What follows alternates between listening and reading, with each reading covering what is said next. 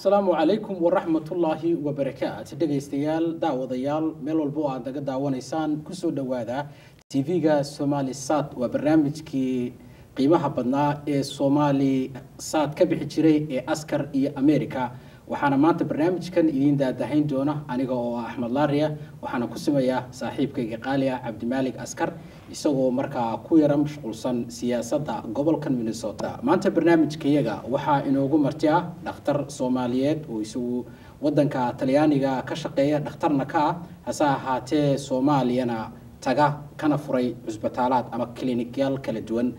waa dhakhtar aadan jaamac muuse dhagaweyne oo aanu ka wareysan doono bal guud ahaan xaaladda caafimaad ee guud ahaan wadanka Soomaaliya dhakhtar aadan ku soo dhawow TV-ga Somalisat iyo barnaamijka Askar iyo America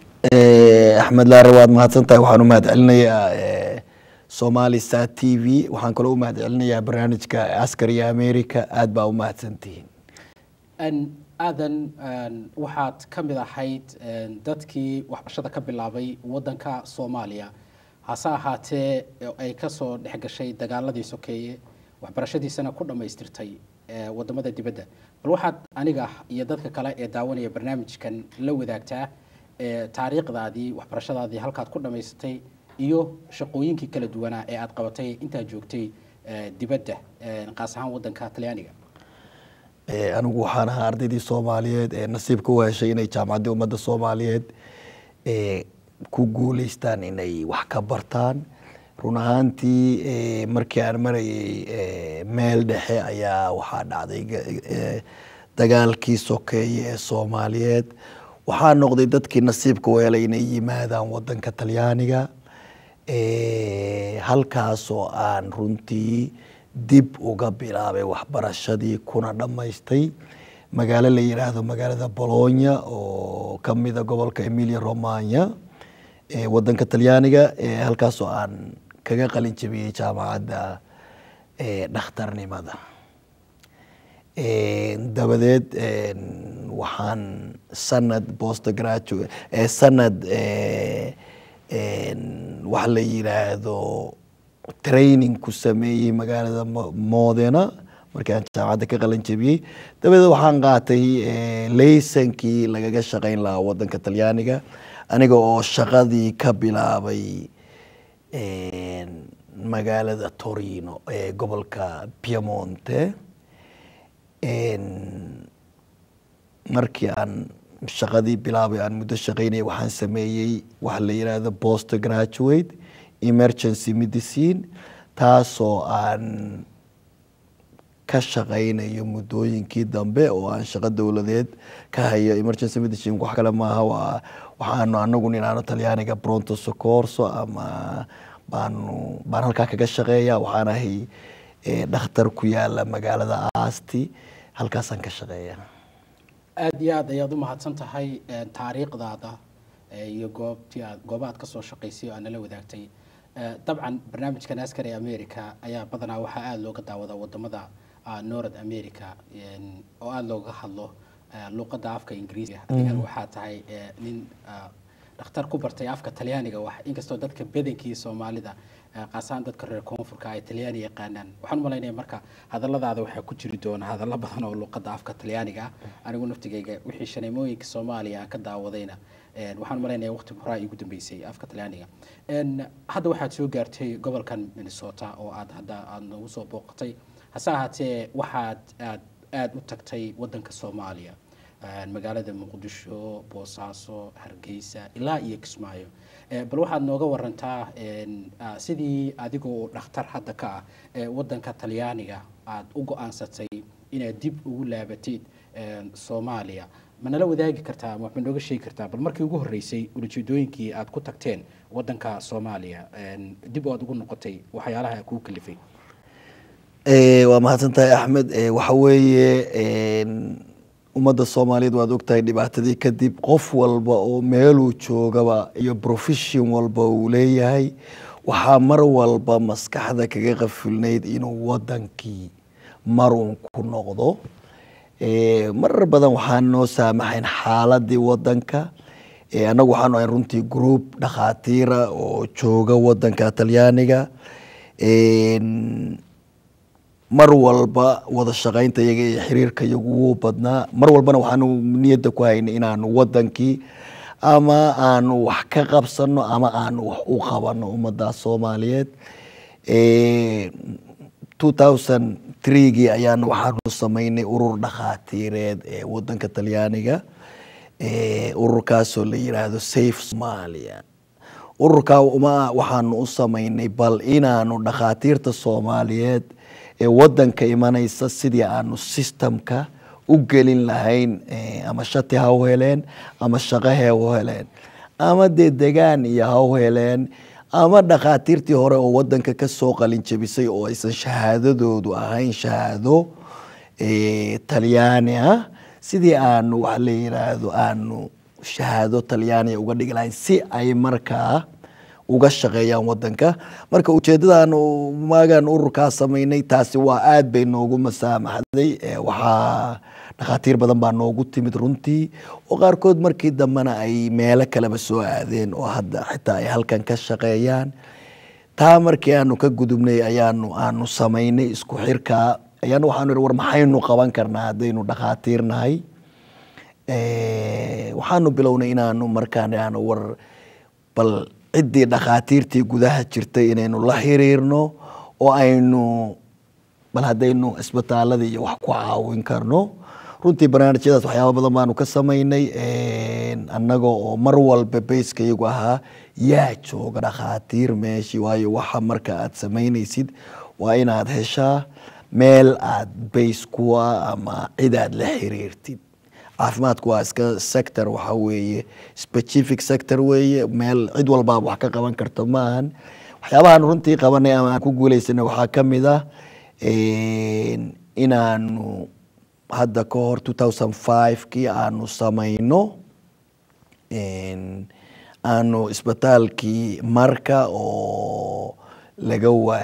yani hay'adii la siin jirtay daawada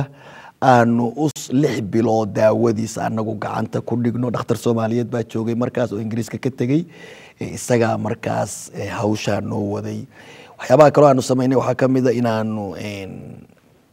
isbitaalka la oran jiray De Martini oo ama Martina ay Soomaalidu u taqaano inaanu geynay qalab caafimaad iyo sariiro banaadir sidoo kale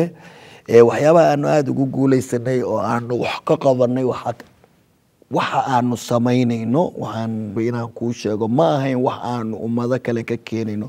waa wax aanu dadka iyagaas dhakhaatiirta iska ururinayno waxaa jiray safarkii ugu horeeyay Soomaaliya aan aado oo 2009kii aniga dhakhtar kale Dr. Osoble waxaanu dhakhaatiirta Soomaalida wadanka Talyaaniga joogta waxay nagu caawiday daawo inaanu maaragtay ay u diraan wadankii waxaanu tagnay ka degnay magaalada Boosaaso bilbaan waxaanu soo joognay magaalada la yiraahdo Boocame halkaas aanu ka abaabulnay MCH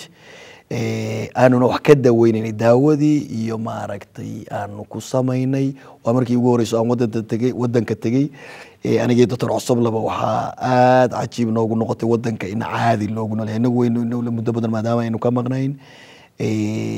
waxaynu ilawnay cimiladii waxaynu ilawnay cirkii waxaynu ilawnay yani noloshii fududayd baynu ilawnay baqdin badan baa ayna gashay taasaa marka waxay kaliftay inaan tagitaankii wadanka aan aad iyo aad aan uga helo Boosaaso markaanu tagnay Garowe Qardho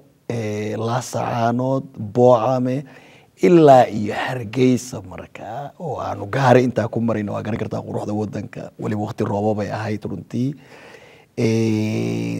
dabadeed waxaanu waagii dhibaatooyinka 2011kii ay dhibaatooyinku ka dhaceen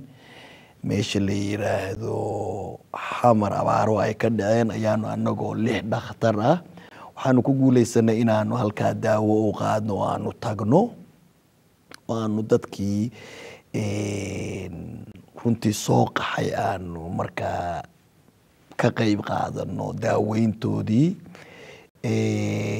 taasina waxay noqotay markaa qaybtii labaad oo aanu koonfurta wadanka ku aragnay waxyaabahaasoo dhan waxay nagu dhiirigeliyeen wadanka in loo noqon karo oo markaa aadna loola yaabayay runtii inkastoo dhibaatooyin badan jiraan waxaa noo muuqatay wadanka haddii la tago isbedel nolosha naftaada inuu ku dhacayo waa markaanu go-aansanay runtii inaanu wadankii bal ku noqosho ay badato waa mahadsan tahay faallada dheer qaas ahaan qaybtii bini aadanimo ee aad wadanka Soomaaliya aad markii hore ku tagteen hadda sida aad ii sheegtay magaalada Xamar iyo magaalada Hargeysa waxaad ka furteen cusbitaalaad sidoo kalena magaalada Kismaayo waxaan filayaa inaad safar aad ku tagtay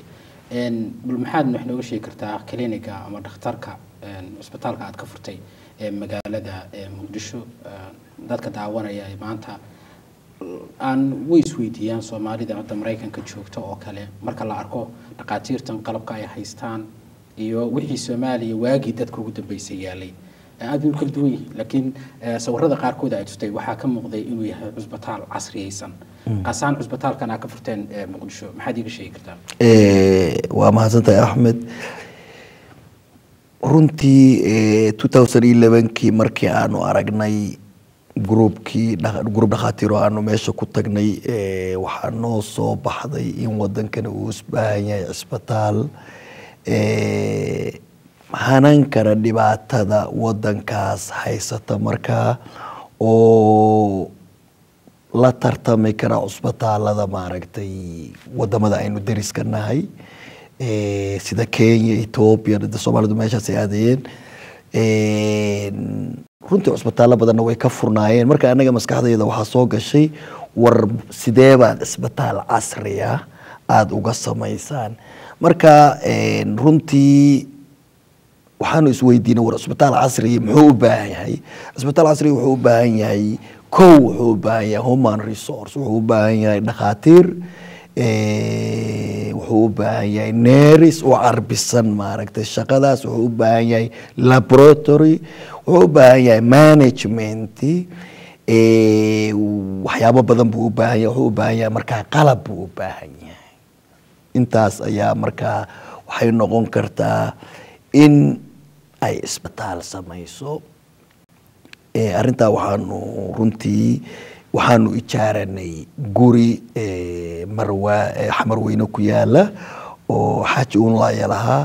gurigii baanu markaa waxaanu u bedelnay isbitaal dhakhaatiir Talyaaniga ka shaqaynaysay markaas ayaa markaa waxay bilaabeen inay ka howlgalaan halkaa waxaan isweydiinay war ummaddan waa ummad dhibaataysan dadku ma wada awoodo inuu isbitaal standard sare ah uu qarashkiisa maaragtay uu ka baxo maxaa inoo talaa marka aad baanu arrintaa uga wada hadalnay discussion badan waxaa noo soo baxday war qofkii wixii emergency iyo qofkii isbitaalkaas aan wax bixin karin waa inaynu markaa naxariis badan u samaynaa qofkii ka bixi kara waayo waad ogtahay hoteelo waaweyn baa wadanka jira dad badan baa hoteeladaas degan oo habeenkii waa Xamar waa magaalo qaali ah qofkii ka bixi karaana dee waxa weeye waa inuu qarashkiisa la baxaa si loo helo dhakhaatiir heer sareysa leh aqoontooda caafimaad waxna ka heli kara dadku waa dad familo leh wadankiina kuu joogi kara markaasaad waxaad caawi kartaa ninkii dhibaataysnaa laakiin haddaad intaad wax samaysid aad tiraahdi waa caawimaad dabadeedna lagu kala tago wixii way dhammaanayaan marka halkaasaanu ka bilownay runtii hawl badan weeye waayo wadanka intadeed badan ma aanaan deganayn waxayna ahayd wax walba inaanu dibadda ka keenno marka hawl fudud ma ahayn laakiin systemkii baanu galay isbitaalkii Marwaas wuu shaqeeyay waxaanu aaminsanahay ummad badan inaanu ku caawinay ummad badanna iyagoo lacagtoodii wata aanu ku daweynay marka labadaasba xaggii caawimaadda iyo xaggii maaragtay serviceka labadaba caafimaad labadiiba waanu kaabnay baan aaminsanahay. waxaan jeclahay inaan xamar barisamaadkii markii la joogay iyo hadda faraq baa u dhexeeya hase haatee laakiin intaan bal nolosha guud dadka xamar ana wax kaa weydiin dadka Soomaalida anigu muddo fara badan waxaan la shaqeynay dhaqaatiirtan Mareykanka waxaa jira xanuuno dadka beerka tusaale ahaan kaga dhacay oo dawooyin ay isticmaaleen waxyaalo noocaas oo kala la xiriira dad badan oo xanuuno intay ku dhaceen muddo badan xanuunahayay dhowr iyo 10 sano 20 sano oo halkan hadda Mareykanka dhaqaatiir ay kaga daweyso cudurrada marka dadka xamar ama Soomaaliya oo dhan ay aad idinku yimaadaan qaas ahaan hadda inta tigtid adiga aad ku aragtay maxaa kamid ah oo aad leedahay waa cudurrada hadda ugu badan oo dadku ay dhaqaan waan gartay Axmed waxa weeye anigu wadanka Talyaaniga ka shaqeeya shaqo permanent aan haystaa marmar baan tagaa wadanka dhaqaatiir groupka kamid oo Talyaaniga ka tagtay baa ka shaqeysa waxaan ka shaqeeyay labadii bilood 2000 laba bilood 2013 laba bilood baan tagay oo aan si rasmi ah uga hawlgalayay runtii waxyaabaha aan aad uga yaabay waxaa kamid ah waxaan sugayay inta badan in cudurrada tropical disease ay wadanka aad ugu badan yihiin runtii wayna u badan yihiin waxaa aad iyo cajaa'ib gelisay oo aan ka yaabay cudurradii aanu ku arki jirnay wadamadan horumaray ama ay keeni kartay dhaqaaluhu inay wadanka ku badan yihiin waxaa kamid ah cudurkan la yiraahdo macaanka waxaa kamid ah stroke waxaa kamid ah diabetic waxaan leeyahay hypertensionka waxaa kamid ah cholesterolka badan waxyaabahaas oo dhan runtii waa cudurro aanan aad u filayn waayo waxaan idlaa wadanku waa faqri dadku cunto badan ma cunaan dadku waa dad socda oo kulaylkii iyo ma fahamtay baabuurta aysan ku badnayn haddana waxaa noo soo baxday runtii in cudurradaas iyo wax walba oo ay dhib geysan lahayn ama keliya ha noqoto ama indhabeel ha noqoto kidney failure ha noqoto ama indhabeel ha noqoto ama heart failure ha noqotee dhammaan aad ku wada arkaysid oo aad ku wada arkaysid facekii ay ugu dambeeyeen oo aan waxba laga qaban karay marka waxaa weeye cudurradaasna waxay ku fiican yihiin prevention in lagu sameeyo intaysan dhibaatooyinka ugu dambeeya aysan gaarin aan wax badan laga qaban karin waxyaabaha marka aan aad ula yaabay waxaasaa kamid ahaa Axmed haddaan kuu soo kale waxaan ku joogay Marwaas hospital oo Xamarweyne ku yaala runtii hadda waxaanu furnay oo aanu isbitaal cusub oo la yiraahdo Kaamil oo jidka warshadaha aanu ka furnay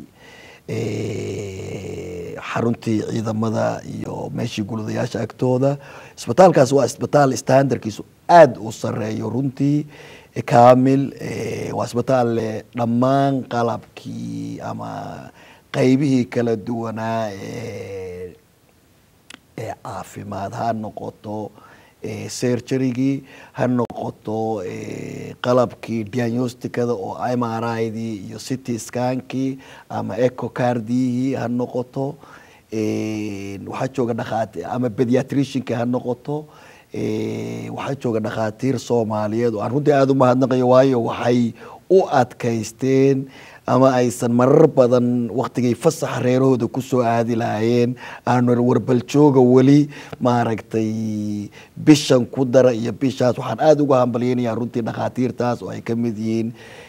Dr. Cabbaas Xaaji Cabdullaahi Fiiqow Dr. Cabdulqaadir Jimcaale Dr. Cumar Negeeye Cumar Aybakar oo pediatrician ah runtii dhakhtarka Etoobiyaanka oo radiologiga oo noo jooga oo hawshaas noo qabta runtii iyo dhammaan shaqaalaha Kaamil oo runtii aanu aad ugu hambalyeynayno sida ay u fahmeen waxa aanu rabno iyo sida aanu rabno inaanu u shaqeyno xagga tiknoolajiyada la isticmaalo ama qalabaadka ay dhaqaatiirtu badan ay isticmaalaan hadda wadankan Mareykanka oo kale MRI-da oo kale CT scan-ka oo kale waa waxyaalaha ka caawiya dhakhtarku inuu diagnostic sameeyo oo ogaado xaqiiqdii cudurkaas meesha ku jiro neerfayaasha dhaawaca gaaray waxaa lagu yiri magaalada Xamar waagi hore waxaa loo safri jiray dhinaca Hargeysa si dadka ama MRI ama scan loo saaro marka idinku isbitaaladkiina ma ku guuleysteen qalabkii casriga ahaa inaad heshaan si dadka loogu baaro baaritaanka Xamar gudaheeda horta runtii Hargeysa waxaa yaalay CT scan oo runtii aanu dadka u diri jirnay awalba ama markii inta badan markaanu dibadda joogno Soomaalidu gudaha inaga soo waan ama qaraabo ama asxaab ama wixii talaa oo caafimaad ayna weydiiyaan marka waxyaabaha aanu isleenahay waa u baahan yihiin waxaan oran jirnay war halka aada city scan-kii ugu horeeyay anaga keenay xamar runtii waxyaabaha ugu daran waxa weeye markaad wax keentid maintenance-kii baa aad u culus oo wixii way halaabi karaan inagu ma lahayn dhammaan technician-kii laboratory-gii baa kaa xumaanaya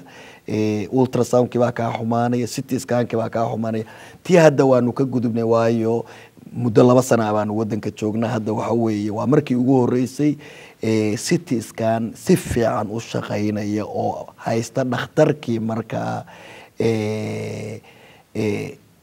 jawaabta markiiba ku siinayay ay uu joogo wadankan maaragtay magaalada Muqdisho MRRtina hadda ay hawlgalayso oo rakibaadeedii iyo waxeedii aanu dhamaystirnay marka waxyaabahaasi waa waxyaabihii aanu tartiib aanu maaragtay u baranay sida loo xalinayo iyo inay shaqeeyaan oo si joogta u shaqeeyaan dhinaca kale magaalada Kismaayo waxaad tustay muuqaalo aad ka soo duubtay cusbitaal ku yaala magaalada Kismaayo maxaa nooga sheegi kartaa macne waxa aad ka qorsheysanaysaan in magaalada ka caawisan xagga caafimaadka daryeelka caafimaadka ee magaalada Kismaayo maxaa nooga sheegi kartaa walaalow runtii anu Kismaayo waxaan tagay May 2013kii waqti yar baan joogay waxaan isku dayay in aan maaragtay bal eego xaaladda caafimaad meeshaas iyo haddii isbitaalkii dawladda wixii lagala qaban karo runtii aad buu u liitay aad buu u liitay hawshaas waxa weeye waa hawl aanu rabno inaanu isu xilqaamno hawsheeda aanu ku jirno sidii aanu u heli lahayn gudaha haddii maaragtay sidii aanu dhakhaatiirta ula xiriiri lahayn gudaha iyo markaas sidii aanu wax ula qaban lahayn wixii karaankaya ah waa qorshe aanu ku jirno inaanu bal eegno waanu la xiriirnay already dhakhaatiirta gudaha waa eegaynaa wixii maaragtay wadankan Mareykanka waxaa jirta dood aad u weyn adigu naftigaaga dabcan Yurub baad ku nooshahay caafimaadka systemka Yurub iyo systemka Mareykanka aad bay u kala yara duwan yihiin waxa la yiraahdaa kan Mareykanka waxa uu badan yahay waxa loo yaqaan privatization oo dad ganacsato ah ama dad dhaqaatiira ayaa waxay leeyihiin caafimaadkii oo dad ka madax bannaan dawladda halka wadamada qaarkoodna ay gacanta ay ku hayaan dawladda dadka Mareykanka waxay ku doodaan inay dawladdu marka canshuur ay ka qaadato hase ahaatee laakiin caafimaadkii ay gacanta ku hayaan oo ay daryeelkii dadka ay wadaan dad maxaan ku radaa hadda wadanka Soomaaliya marka waxaa ka socda cusbitaalaadkii xilligii dawladdii dhexe jirtay aad baa loo dhisaa idinku dhaqaatiirna dhinac baad ka tihiin oo maxaan ku radaa gooni u shaqeysta dhinacna waxaad ka caawisaan dadka ma kula tahay in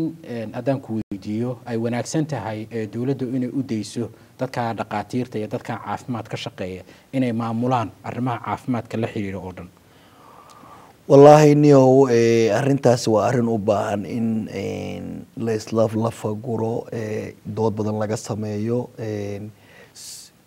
waa wax u yaala horta dawladda iyo wasaaradda caafimaadka markaas la tashi inay la sameeyaan dhakhaatiirta iyo cidii aqoon u leh dhakhaatiirta kaliya maahan cid walba iyo cidii aqoon u leh aad waxa weeye waa laba system oo kala duwan systemka dawladdu ay hayso caafimaadka waa system laakiin wuxuu u baahan yahay dhaqaale badan aniga wadanka Talyaaniga waa systemka dawladda private waa ku yar yahay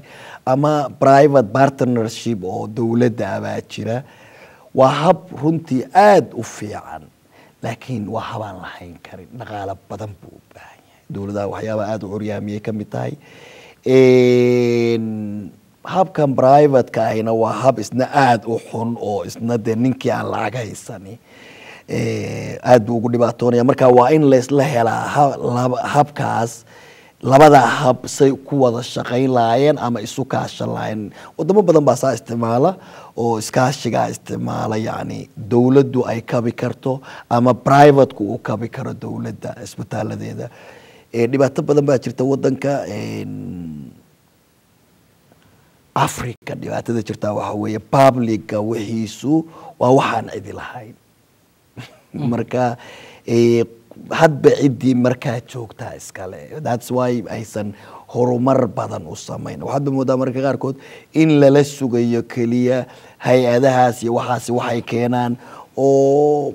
waxyaabaha aan aada uga yaabnay ay ahayd wadanka markii aanu tagnay waqti adag buu isaga jiray runtii, laakiin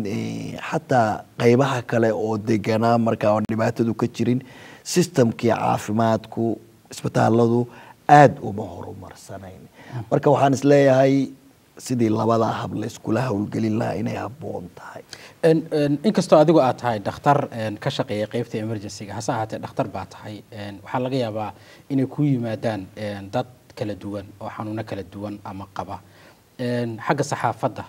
markaad fiirisid xagga arrimaha Soomaaliya marka laga sheekeynayo, waxaa jira waxyaalo fara badan. waxaa jira documentary waa dhexdaas la soo saaray oo television Ingiriiska laga soo daayay oo tusaya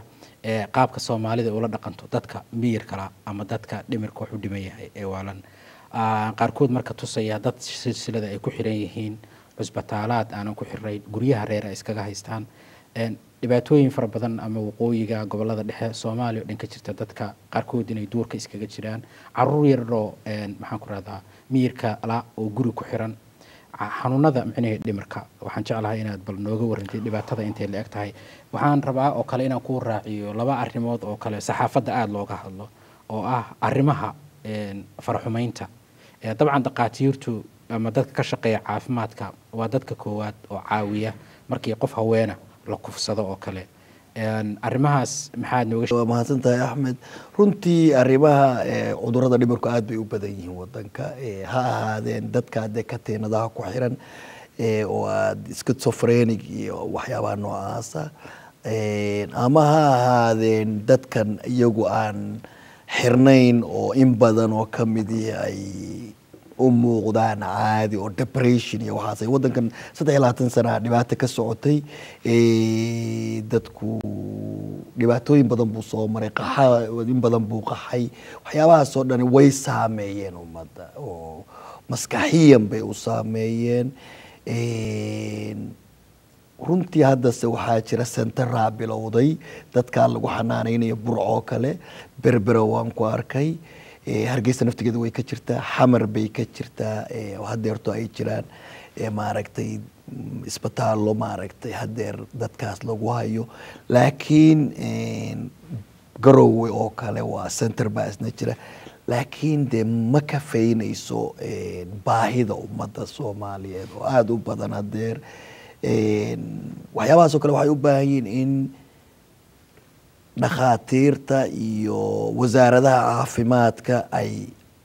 si fiican uga wada tashadaan si ay maaragtay guud ahaan wixii laga qaban lahaa marka la helo waxa la rabo in la qabto ayaa xalkana la heli karaa. arrimaha kufsiga maxaad nooga sheegi kartaa? maxay walaalow dhaqaatiirta ka caawisa? arrimaha kufsiga waa arrimo aada looga hadla, waa arrimo jira runtii, waa arrimo aysan weli Soomaalidu baran inay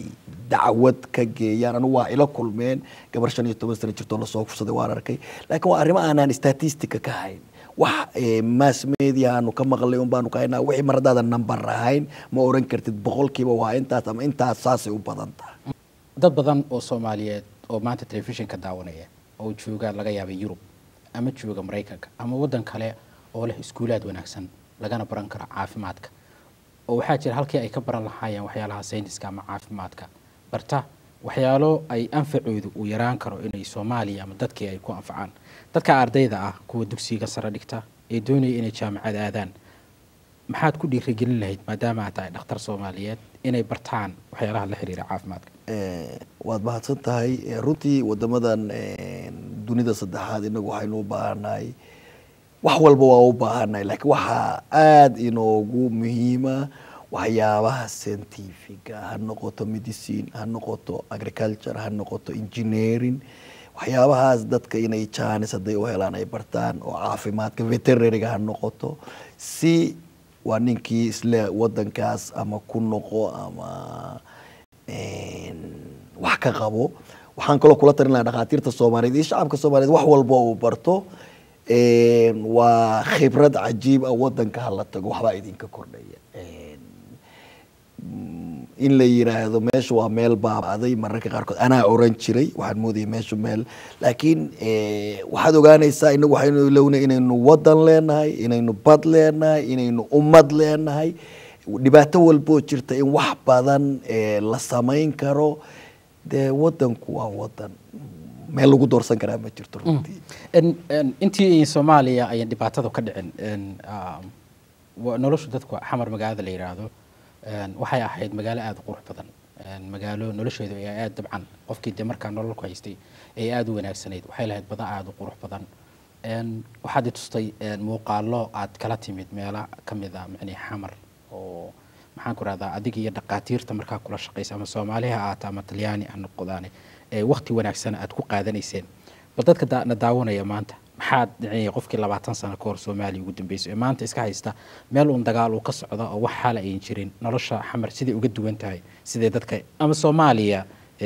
inkastoo qaarna dadka ay yihiin dad kulliita oo ku dhibaataysan qaarna ay ku leeyihiin nolol wanaagsan lagu haysto bal maxaad nooga sheegtaa runtii anigu waxaan gobolada dhaxana waan tagay waqooyina waan tagay ilaa Hargeysa Berbera ilaa Kismaayo waan tagay xamar waa saldhigayga oo inta badan waan tagaa qayb walba oo wadanka waa wax cajiib ah waa wax aad marka qaarkood anigaygaasi markaan sanadka tago oo dhowr bilood ka soo maqnaado markaan ku noqonayo wax cusub bay ila noqotaa waa waxaan la heli karayn in la tagdo qof walba aan arkana waan kula taliyaa dhaqaatiirta halkan wadankan oo igu soo dhaweysay waan kula taliyaa inay balmar yimaadaan waan ognahay dadku shaqooyinka iyo familku uma masaamaxayo laakiin in wadanka la tagaa waa wax muhiim waxba kaaga soo kordhaya wax badan oo aad ka qaban kartid baad ogaanaysaa wax badan oo aad dadku aad wax u sheegi kartid waayo wax sheegida naftigeeda wax qabad ah tusaaleyn iyo talo ayaad samayn kartaa aragaas kaliya dadka isku professionka ama dhaqaatiirta ah yaa waxay tahay waxaan caadi ahayn hadeer anagu waa Hargeysa markaan tagnay waxaanu markiiba group dhaqaatiiro oo isbitaallo kule in aanu wada samayno laboratory heer la tartami kara laboratoryga adduunka oo anatomy pathology kiile oo culture kiile oo baanu hadeerto project noocaas aan wadna haddii aan wadanka la tegin oo lays arag oo arrimaha qaarkood laga tashan waxaa dhici karta inaadan wax badan ka ogaan marka in la tago wadanka quruxdiisana la soo milicsado wax qabadkiisana maaragtay wixii laga qaban kara laga qabto cid walbo isku professional ay maaragtay runtii Soomaalida waa ay wax wada qabato Soomaalida waxaynu aad ugu mashquulsanahay siyaasadda marar badan waxyaabaha oo mujtamaca wax anfacaya siyaasaddu waxbay anfacdaa laakiin dadka horena wada siyaasi ma noqon karo waxyaabo badan oo mujtamaca anfacayaynu samayn karnaa runtii waxyaalaha dagaalka sokeeye laga dhaxlay waxaa kamid ah waxyaalahan dabcan mararka qaarkood dadka depressionka ku keena oo kamid tahay qof ehelkaagu la dilay gurigaagu laga barakiciyay qof ama familka ah oo dhibaato ku dhacday sida kufsiga waxaa dhacda mararka qaarkood dadka Soomaaliyeed inay iloobi waayeen qaarkood ama dadku ay iloobi waayaan dhibaatooyinkii qabaa'ilaadka oo dagaaladii soo dhaxmaray inkastoo fannigaasi cilmi dhaqtarada uu ka duwan yahay in qofka la siiyo therapy ama consultation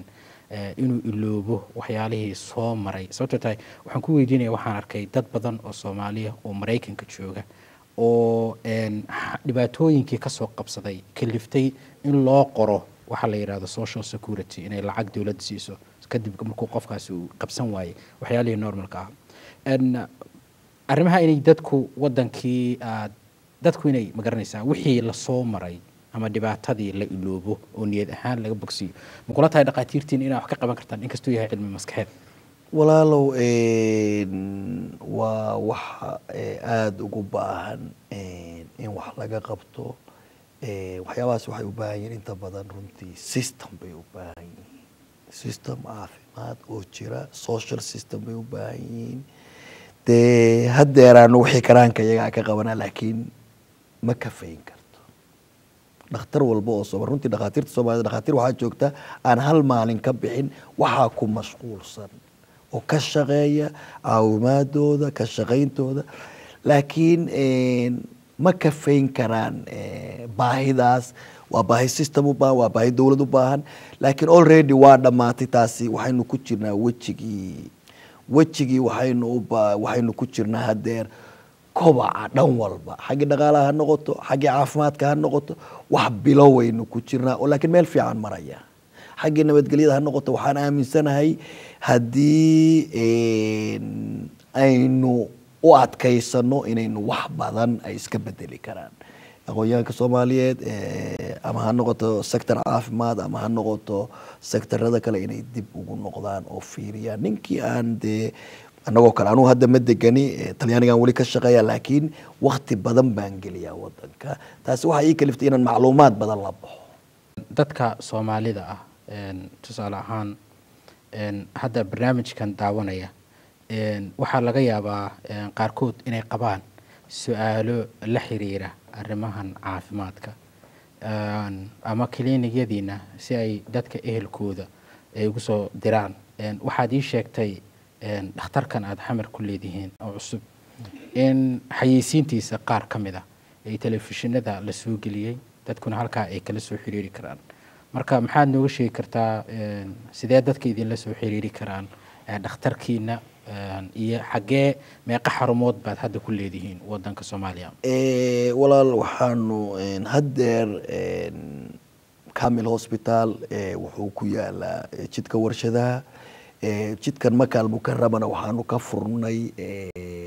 pharmacy iyo laboratory iyo meel dhakhtar ku fariisto, si qofkii halkaa aanu gaari karin aanu qaybta hore oo yani waraysiga iyo baaritaanka aanu ugu samayno. wixii markaa CT scan iyo MRI ama surgery u baahanna wixii clinic halkan aanu ku badaweyn karnaa iyada. wixii markaa u baahan waa qofkii aan gaari karin halkaa inaanu markaa u gudbino isbitaalka. wixii seexina, wixii diagnostic aad u sii sareeyo oo ama MRI ha noqoto ama CT scan ha noqoto ama echo ha noqoto cardio ama ultrasound ha noqoto inay halkaa markaa yani iyaguna u tagaan oo halkaas ay marka idinka cliniga aad qaasaan kan aad ku leedihiin xamar waa maxay waxyaalaha la idinku yimaado lafaha xanuunada caloosha ku dhaca waxyaalaha qaas oo la idinku yimaado miyaa jira mise xanuun walba dadku idin la yimaadaan? walaal horta wadanka dhibaatada ka jirta waxa weeye dadku wadamadan aanu ka shaqeyno qofku wuxuu yaqaanaa xanuunkiisa sida uu sheegto. waxyaabaha noogu daran oo wadanka aanu kala kulanay waxaa kamid ah shacabka Soomaaliyeed intooda badan ma yaqaanaan xanuunka iyo sida ay u sheegtaan. qofku waxaa laga yaabaa inuu ku yaado neerba ay haya isaga oo qandhahayso, xumad ay hayso. ma fahamtay? marka taas waxay u baahan tahay in systemka ummadda la dhex galo, la fahmo. anagu waxaanu leenahay surgery baanu leenahay, waxaanu leenahay pediatrician baanu leenahay internal medicine baanu leenahay neurology baanu leenahay pneumology sanbabka iyaanu leenahay. waxaasoo dhan bay noogu yimaadaan. marka waa saas dadku intoodan waxay iska yiraahdaan waxaanu rabnaa dhakhtar neerba, waayo waa system jiray oo in la fahmo waxa ay rabaan iyo say u rabaan, iyo markaas ka bacdi haddii ay u baahdaan dhakhtar neerba loo diro. waa habka waxyaabahaas ay noogu yimaadaan. magaalada Muqdisho, magaalooyinka aad ii sheegtay waa magaalooyinka dabcan waa weyn wadanka Soomaaliya. dadkana Soomaalida waxaa la yiraahdaa dhibaatooyinka ay u adaan magaalooyinka waa weyn. hadda magaalada Muqdisho population-keeda aad buu badan yahay. waxyaalaha population-ka mujtamaca badiya waxaa kamid ah jaamacadii baa ku taala, dhakhtaradii waaweynaa baa ku yaala. haddii aad ma garanaysaa investment aad heshaan dad fara badan oo ama dad Soomaaliya oo dhaqaalaha haysta oo doonaya inay maalgashi ay ku samaystaan cusbitaalaadkiina oo kale ama raba inay arrimaha health sector-ka caafimaadka maalgeliyaan ilaa iyo Soomaaliya tuulooyinka iyo degmooyinka ma qorshaysanaysan inaad ka fulisaan xarumo caafimaad? waa sidaan ku sheegay waxa noogu daran waa human resource-ga. anagu marka ugu horeysa intaana oran waxbaanu samaynayna waa inaanu helaa ciddii samayn lahayd ama dhakhaatiir ha noqoto ama laboratory ciddii ka soo shaqayn lahayd ha noqoto. haddaanu kuwa helno waxaanu ka caawin karnaa sidii ay markaa iyagu qofku uu magaaladiisa uga abaabuli lahaa annaguna aanu markaa uga caawin lahayn khibradayadii iyo meelihii anagu yani kasoo qalabka kasoo gadaynay iyo waxyaabahaas oo dhan waa waxyaabaha aanu ka caawinayno annagoo muhiimadda ugu weyn ay noo tahay in cid walbaaba magaaladeeda waayo qofku hadduu jiran yahay emergency yahay xamar in loo kaxeeyo garowe in loo kaxeeyo laascaanood in loo kaxeeyo hargeysa in loo kaxeeyo boosaaso in loo kaxeeyo kismaayo in loo kaxeeyo baydhabo in loo kaxeeyo waa wax aada u culus iyo aad ayaad u mahadsan tahay Dr. Aadan barnaamijkan aad maanta aad noogu timid gobolkan Minnesota safarkan aad noogu timid waxaanan barnaamijkan maanta isuukiin soo dibariday ama waraysigan isuukiin soo dibariday aniga oo ah Axmed Laari halka aad naga daawanaysaan waa TV-ga Somalisat barnaamijkan oo ah barnaamijka Askar iyo America inta aanu barnaamij noocan oo kala aanu ku kulmi doono waa aniga iyo bahda Somalisat iyo Askar iyo America ee magaalada Minneapolis ee gobolka Minnesota oo idin leh sidaas iyo nabadgelyo Axmed Laari aad baad u mahadsan tahay waxaan u mahadcelinayaa mar labaad Somalisat TV iyo barnaamijka Askar iyo America waa mahadsantahay aad baad mahadsantahay